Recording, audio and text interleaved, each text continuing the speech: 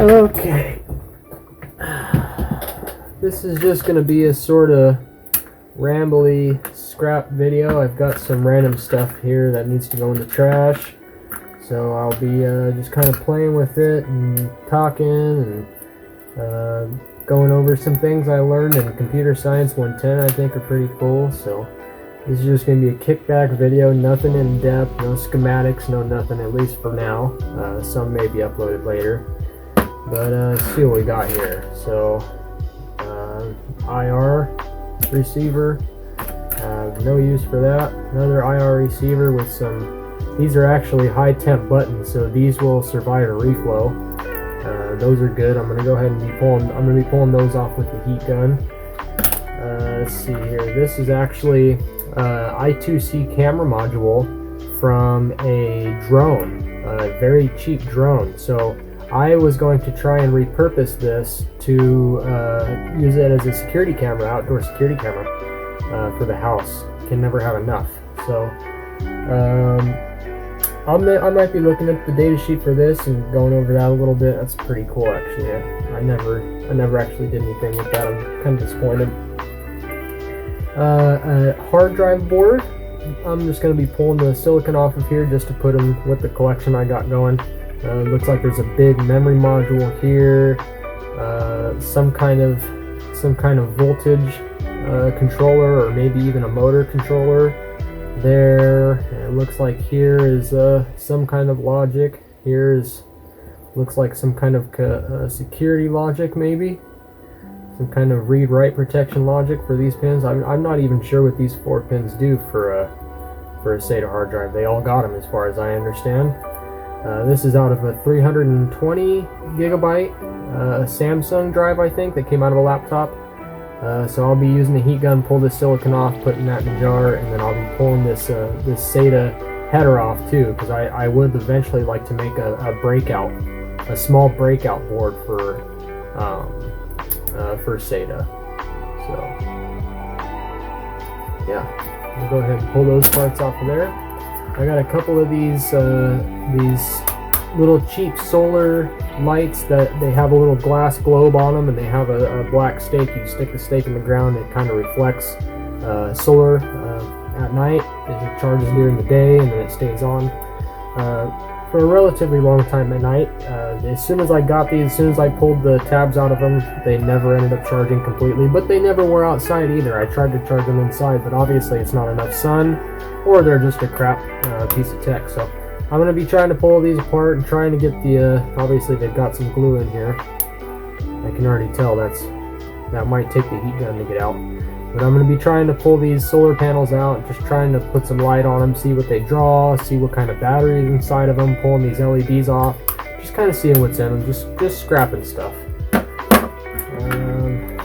Pair of Akg headphones. So these headphones, I was given to them, or they were given to me by my mom. She got them for free with her phone. I think her phone's a Galaxy A12, and they sounded great. I love these headphones. I was so disappointed when they took crap, but they are actually a headphone made by a different company, but they are shipped to AKG, and AKG takes them apart and tunes the individual speakers. So if you look back here on both of the speakers, there's little marks and tabs and stuff. So obviously they do something here, adding resistance, taking away resistance, putting different value resistors right here. They do something to the speaker to make it taste better. So I guess we're gonna be just kind of cutting this up. I have no use for the speaker, at least now, so maybe I will cut that off and keep it. But so yeah, these are just kind of they're actually very, very cheap headphones, but they sound so good because they're sent to AKG to be tuned, and I totally recommend these earphones. They're like 20 something bucks online. They sound amazing, but I got a wireless Bluetooth set because I need it to be reliable for school and stuff like that. So go ahead and just be cutting that apart. This is actually a charging cable for a GPS, a Garmin GPS. So what I'm going to be doing is just kind of pulling these parts off too. And I never understood why this failed, but you can see here, if I get close enough to the camera,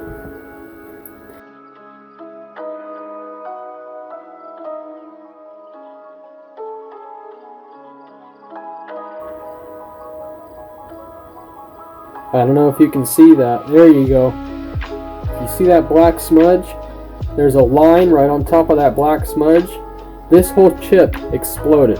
At some point, this thing let out the magic smoke without a doubt. So I'm just going to be pulling the silicone off, throwing that in the jar, pulling these little inductors off, throwing that in the jar, throwing the plug in the jar, and just cutting this off and stripping it, because this is kind of cool because it's a 90 degree and they'll plug into the Arduino Nano. So I haven't had a 90 degree plug. I haven't had a need for one either, but at least I got one now if I do. So pull that apart, play with it. I've got some LEDs here. I don't even know exactly what these were too. I think these were pulled out of a very cheap power supply in an old computer case that I found on the side of the road. And I believe I've already blown these up, so I don't think we're going to be playing with those at all. These headphones. So I'm just going to see what I can cut out of here. Maybe I can just cut the actual ends off and just kind of splice them out and tin them. I can do anything. I mean, it would be cool to put like an op, or not an op amp, but a low noise amplifier IC on the left and the right, and then have stereo audio, and then not only that, but a way to turn it down and a microphone to talk into if I needed it. So I'd have like I put this like to an RCA female, do the same thing, or an RCA male, do the same thing on this side, have left and right, and have a way to turn it down and all that. See if I can strip these with the dikes. Do not try this at home. Yep, that didn't work too good. Let's see here. Maybe the strippers are actually having the right size. Yeah, that'll work. Alright, go ahead and try and separate these. The little red core. All the little tiny stranded wires. Try and separate those and give them a twist.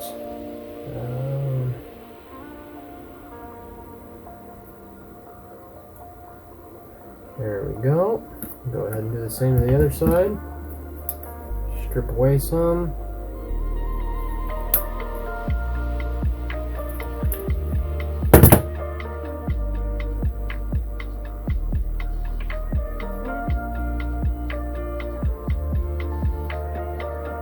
There we go.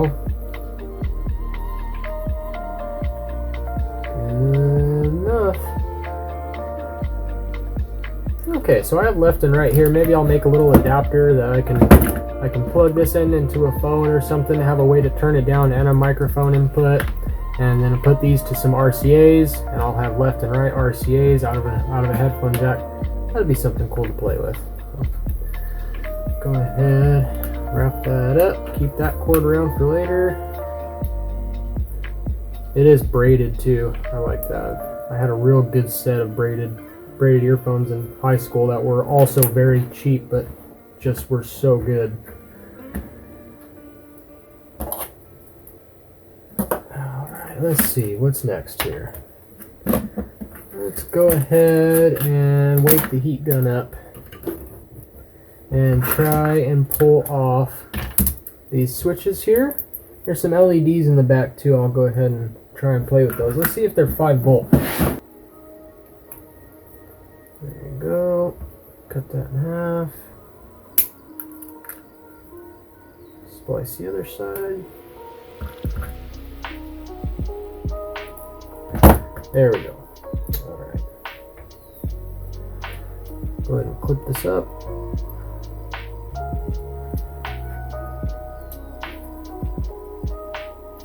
And we'll go ahead and probe lights here.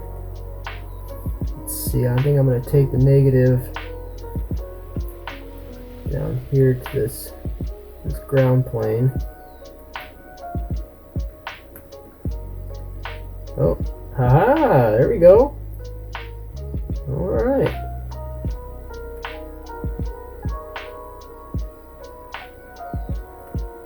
They're probably fed by the button. Let's see if I can make them go off. Obviously these turn on momentarily when you start playing with the volume. Something, I think these are for volume. Let's try to turn them on individually here. Just go right to the dial. There you go. They're really pretty. I really like that blue. Alright. Yeah, I'll go ahead and pull those suckers off and keep them.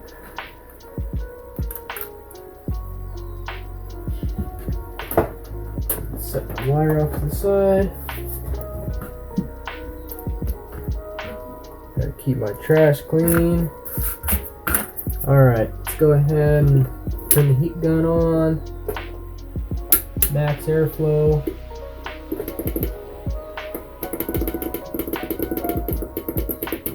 Go ahead and turn it down to 280. Make sure my tip's on completely. Okay. Here's my tweezers.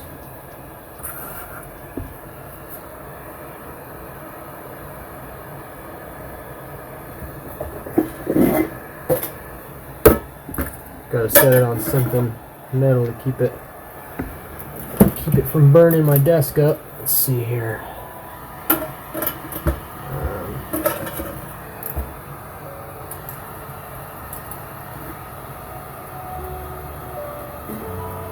There we go. Tilt that down for me. Perfect.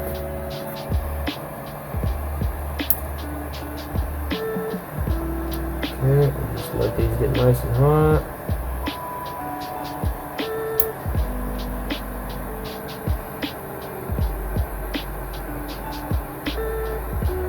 One down. All right. Give my heat gun a minute to cool down. Whew. Try and flip this around without burning the living stuff out of me. Alright. Now there is some plastic here, these little pads to keep things in place inside the computer. I'm gonna try and get those off. It's still relatively hot, so it is coming off. There we go. Yeah, it came off. Alright. I'll go ahead and make sure I keep my trash together again. I'm going to put that one diode off to the trash because that sucker is no more. So, Computer Science 110. Yes, I am now done with Computer Science 110. And I enjoyed it thoroughly. There was a lot of menial stuff, but I guess that's kind of the point because nowadays programming is so on the shoulders of giants. You don't actually have much to do with the code or the actual hardware itself. You know how to speak your language. You speak to the computer does all the work. You don't have to know what the computer's doing. You don't have to know how it works. All you have to know is your language does this. The computer does everything. So I think it's kind of bad, but at least my teacher was very good. So there was a lot of opportunities to learn more for those of us who were desiring to learn more.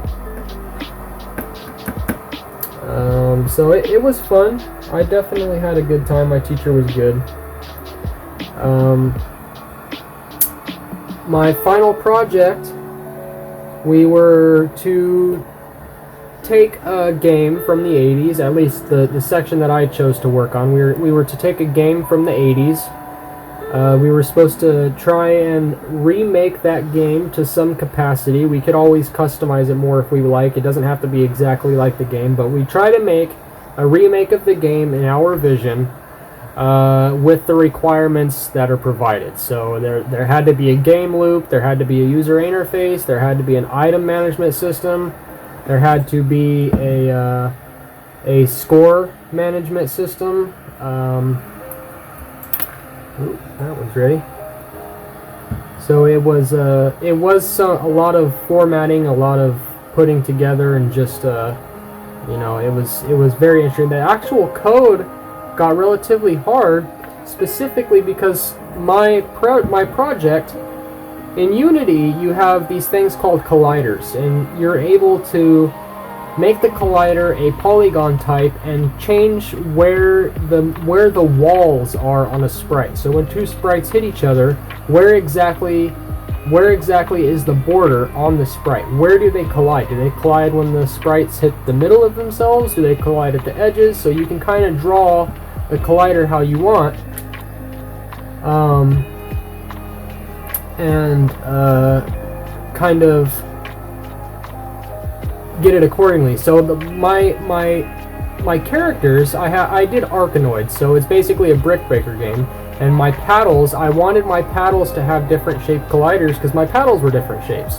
So it was easy enough to get the main player sprite to change its sprite, but to get them to have individual colliders and still be on the same level was actually relatively difficult. So what I ended up doing was taking the 5 levels. I had 5 levels for my game. I ended up taking those 5 levels and duplicating them for every single paddle shape that I had.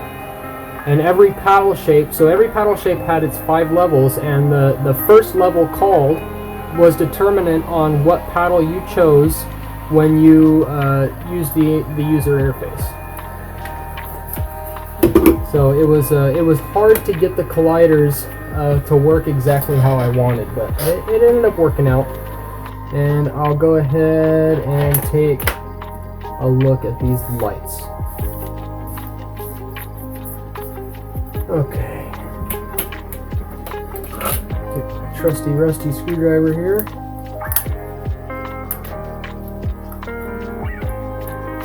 Now these were $1.60 something, and we found them on clearance for 98 cents a piece.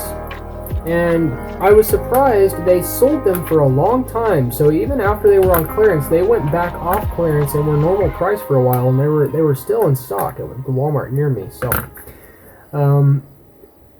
let's see, it looks like a 1.2 volt AA rechargeable, but I don't see how a AA can fit in there. The battery's right there. Go ahead and pull it apart here. Okay, we've got some hot snot down there, some black tar silicone for holding the wires down underneath the solar array here. We've got a very small circuit board with an in-place chip, so those kind of embedded. They actually put the die on the circuit board and affix it and bring binding wires to each pad on the circuit board, and then cover the die in tar in a kind of plastic.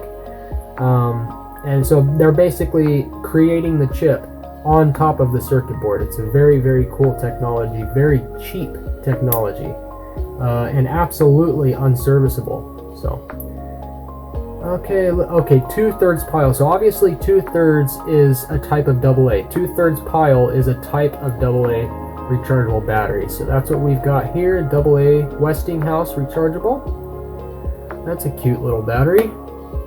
I mean, for 90 something cents, these might be worth the battery alone. Obviously it's lithium, right? Nickel metal hydride rechargeable, huh? Okay. Let's see how much voltage that will put out. Let's see here. Go ahead and bring the meter in.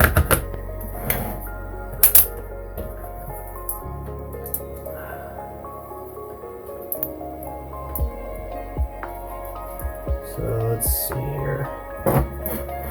Maybe I can kind of hang that up. 0.26 volts coming at us. Okay, now that it's fallen, you can obviously tell that that is the solar. So that is the voltage coming out of the solar panel.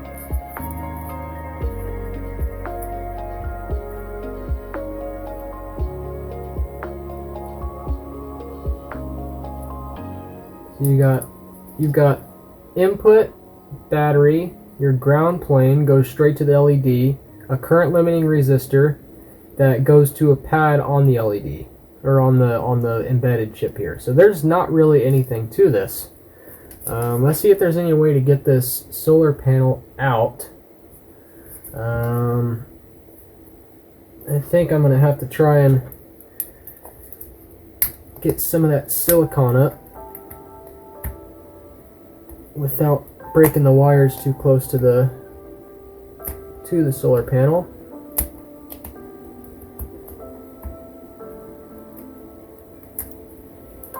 Now, back on the subject of computer science, I do want to say that the menialness of early computer science courses is definitely a test. It's definitely trying to show you how ridiculously stupid and boring coding can be. Because I think a lot of people have a very, very drastic misconception or misunderstanding about what it means to be a coder, what it means to be a security researcher or a software developer or anything like that. Making video games, for example. Making video games can be super boring. I mean, look at how many games exist on Facebook. I mean, somebody has to sit there and code every single one of those things, and they're making money for every one that gets published. So it can be a boring, ridiculous job, just as bad as any other job. But I just think a lot of people have a very, very bad understanding of what it takes to be involved in computers for a job. They're expecting it to be all friends and Facebook and cat videos and good scores on video games, and it's none of that.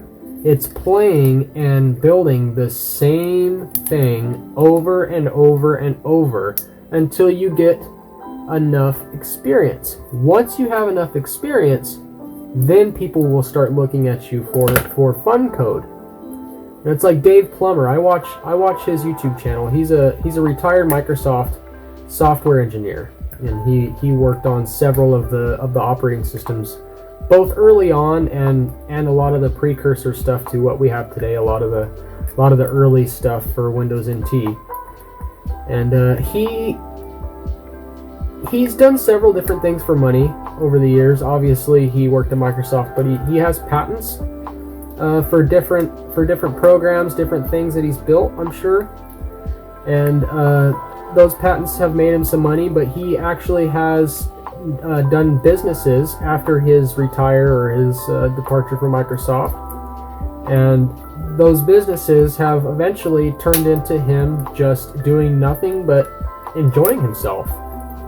And that is where it gets fun. You know, once you have enough experience to say, yeah, I've been there, I've done that, I know where the money is, I know where the good stuff is, I know where the fun is, and just act it, that's great. I mean, he's got it set. Splice these back and see what's coming directly out of the cell itself. Alright, so go ahead and put that there. Under an incandescent that's like 6 feet above me. One bulb. 1.5 volts. That's incredible. That's incredible. I want to buy more of these big time. Just for the solar cells. That's great. That's great. Alright, and here is just a little AA charging circuit. So, like I was charging these with my 5 to 3.3 volt regulator here that I built. There's a video on YouTube of that. I was putting these in a two battery holder and charging them with the 3 volts, but they never, you never know when it's charged. And this will tell you at least up to 150 milliamps. So with that, I actually want to try and take this other one apart, and I want to try and put them in series. And I want to see if I can get the kind of voltages I'm expecting in series. If I can get 3.3 volts, maybe we'll power the EEPROM programmer with it and see how that works. There we go. The battery out of here. Get these posts out of here without breaking everything. There we go.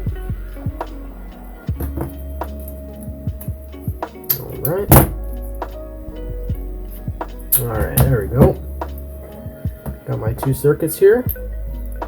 And actually, these, I'm not very versed in power supply management, but something tells me, since these are 1/3 pile, right, 1/3 pack LEDs, or 2/3 pack AA. This is a 2/3 pack AA battery, so if I have these in parallel, I should be able to charge a 4/3 LED, or a 4/3 AA battery. If that's the case, then I should be able to charge a regular AA battery without too much fuss. So basically, this will only put out enough current to fully charge one of these small 2/3 pile AA's, but in parallel, maybe this will make a pretty good AA charger. I don't know. We'll see. There it goes. Man, I love that little heat gun.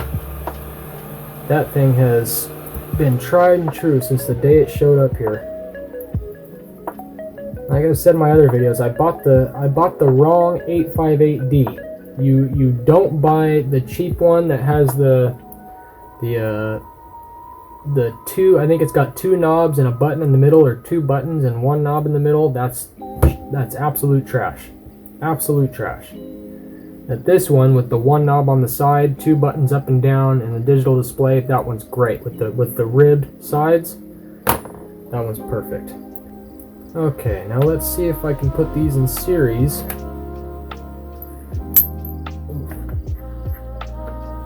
Let's see how much voltage comes out the other side. There we go. I've got my series solar cells here. Put my meter on. Look at that! 3.31 volts perfectly! Perfectly!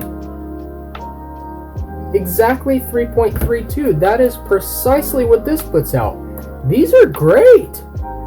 Man, these are good! I'd like to buy as many of those as I can. So let's see if it will power my EEPROM programmer. I'll clip off of my positive and my negative. I've got this this cable here. I just took a regular BIOS battery for a laptop and just cut the tabs off it, took the battery off, and I just used that to kind of alligator clip onto when I want to power this with other things. And let's see, that's the negative, so go ahead and plug that into the negative. Unwind this a bit, keep them from shorting out. There we go. Go ahead and plug in my positive. And let's see if it blows up. Oh, nothing. Let's see here. Maybe not enough current. I don't know what's going on yet. So I think what I'm going to do is I'm going to leave this up here, and I'm going to go ahead and try to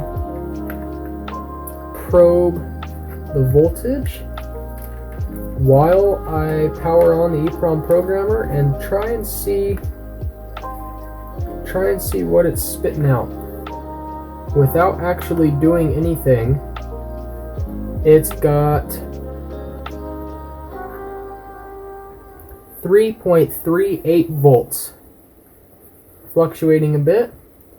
And when I turn this on, it drops to 2 point nothing volts. Yeah, so it's not enough current. Maybe if I bring the light down a bit. Now let's see what happens when I turn that on. The voltage is high, but once I turn it down, hey, what do you know? We got lights.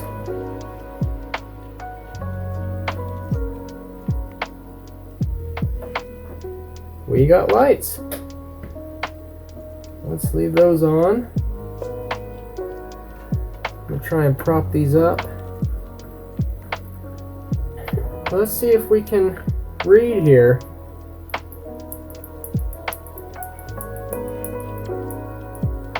Oh, I got some kind of signal. Let's see here. I'll turn it off. Back on. Let's see. Start 1 0 1 0 0 0 0 1, and we got a read. 1 1 0 0 1 1 0 0. All right. Let's see if we can do that again. I'll go ahead and restart it to get back to my first address. Start condition 1 0 1 0 0 0 0, and read. There we go. 0 0 1 1 0 0. All right, so I'm powering my EEPROM programmer with light. I think that's pretty cool. I can reprogram a 24C I2C EEPROM with light. That's pretty slick. Man, I cannot get over how cool that is. All right, I love solar cells. I love solar energy, man. It's too ugly. It's too ugly. Pull the silicon off of this old hard drive board. Alright, let's see here. Go ahead and heat the heat gun back up and give it a go. Trying to pull this Samsung one off first here. So I'm really interested in this whole direction everything's going with computers and technology. I think it's fascinating that people are so inclined as far as computer goes. You know, everybody knows how to use a computer today. I think that's great. Computers help pretty much everybody every single day. I think that's great. I think it's a little bit dangerous because we get too comfortable with it. Not that cyborgs are going to take over the world, but I think when people rely on computers too much, they start to have problems in the real world, and that absolutely translates with most people. I mean, there's the future and there's the future. There's the future that wants everybody equal and that wants everybody to have what they need and wants, you know, everybody to not be afraid of addiction and not be afraid of losing their mind. And there's the future that doesn't care about any of that just wants to be happy at any cost. I don't care what it is. I just want to be happy. That's what a lot of today is saying, and it's leading to a lot of dystopian ideology is starting to work itself into the mix. But I think it's more than that. I think it's a sort of, you start to lose sight of what understanding, you know, what mortality means, and you know, where you're going to go with your life. Who are you going to meet? Who are you going to be? Who are you going to try to impress? Who are you going to try and listen to? You know, and that is kind of out the window. Everybody kind of listens to everybody now, and that's served a lot of good and a lot of bad. You know, I think people just blindly listening to each other is just as dangerous as people blindly listening to anything. Period. You know, just because they're cool and they're online and they're hot and they're your friend and you like what they say, you like what they do, doesn't mean they know a damn thing about what your life is going to mean to the world and what your life is going to mean to other people. I'm a huge fan of two people in particular that are obviously no longer with us, but I watched their talks religiously, if you will, if that's not an insult to them, because neither of them are really religious, more spiritual, if you will. But Terence McKenna being one of them, and Richard Alpert Ramdas being the other one. I think it's hilarious. The contrast between the two is hilarious, and the fact that I get so much of the same thing from both of them is equally hilarious. I get comfort from both of them. I get wisdom from both of them. They both are very, very good at being human beings, and that's almost all they're good at. But it helps because, you know, it's kind of strange to lose sight of what you really are. You're an animal. You're an animal. We all are. And we're all going to have to find ourselves at some point, you know? And I think there's a lot of people who don't care about the process of finding themselves. They just want it to happen. They don't even want to look at it. They don't want to hear it. They don't want to smell it. They just want it to happen.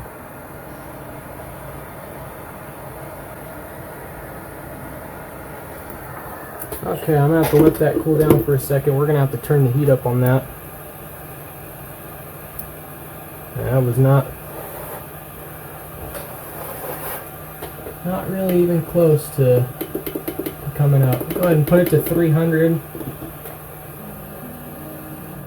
Alright. That's cooled down. We'll just go right at it. There she goes. Very good. Very pretty chip. Alright, now that our heat gun is cooled down a little bit, we're going to just try and go at it again. Try and get some of these components up. Try and get that this other S&D one up. I don't think this is BGA. I think this is just very, very small S&D.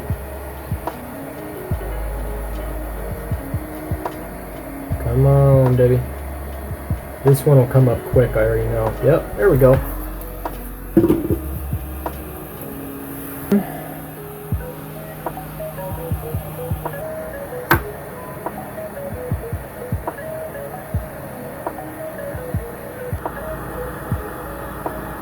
Oh, it's actually a lot more readable. What do you know about that? Wow, I was just able to break it off. That works. Every pin's there. That'll work. I got this one little one here. Go ahead and chop the end off of that. Splice it out. Just get it ready to be a normal cord.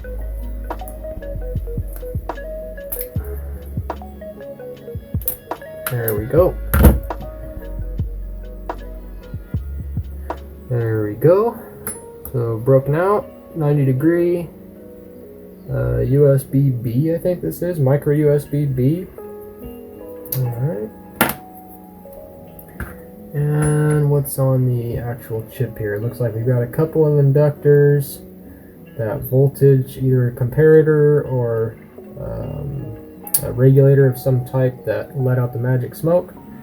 We've got a crystal, very small crystal, a couple little BGA chips. Got one big chip on the back side, and I did actually look this up. I found not a data sheet, but like a piece of a data sheet that started to describe USB to display drivers. So basically this took in the two data lines from USB and turned it into display on the GPS that this was for. So I think that was for actually like programming, hooking this up to your computer, doing software updates, that kind of thing, so that the computer can display messages on the GPS while it's plugged in. So I think that's all this was for, but it's got like an input here. Obviously this is for a microphone, like a standalone microphone, something like that. Alright, so I'll use my helping hands here again. Get that guy to hold it for me. And I got cut these off too because they're going to start. That looks like it's gold plated too. This whole thing's got a bunch of gold traces on it.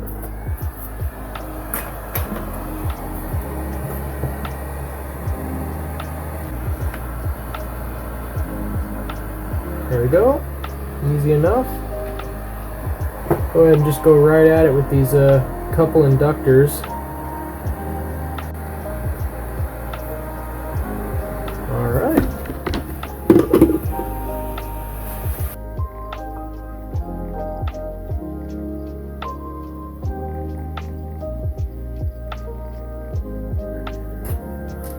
Okay, let's see if there is anything on the back side here. Oh yeah, the crystal. I did want to pull that crystal off. And looks like a couple little diode packs here. That's pretty much it. I'm just going to pull that crystal off and call this one good. These actually, they look like they have windings around them. These might be little tiny inductors. If that's the case, I'm not sure I've actually ever seen anything like that before. Little teeny tiny ferrite core inductors, that's pretty cool. Got a couple solar cells that together will put out 3 volts with enough current to power that EEPROM programmer. So all in all, I got some pretty good goodies. I got a SATA hard drive adapter that I'm going to eventually make to a breakout, so I'll be able to screw terminals to it and everything. And this little teeny tiny, like half width mic adapter. Very good. That's pretty much all I got today. Thanks you guys for watching.